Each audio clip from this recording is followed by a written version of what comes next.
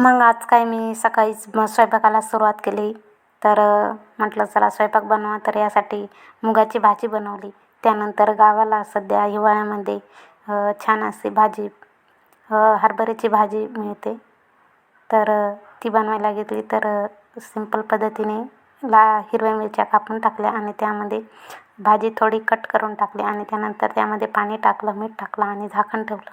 त्यानंतर पुन्हा झाकण काढून छानपैकी मिक्स करून घेतली. त्यानंतर त्यामध्ये शेंगदाण्याचा कूट टाकला आणि छानपैकी पुन्हा तो मिक्स करून घेतला आणि त्यानंतर त्यामध्ये मी तेल टाकलं. व्यवस्थित असे छान पद्धतीने परतून घेतलं. यानंतर इथे माझी भाजी बनून झाली होती. त्यानंतर रात्रीचा भात होता, तर तो पण गरम केला. त्यानंतर मनी माऊला पण खायला घातला आणि आम्ही जेवायला बसलो. तर चला, आज जेवणामध्ये हरभऱ्याची भाजी, मुगाची भाजी आणि भाकर बनवलेली होती बाजरीची.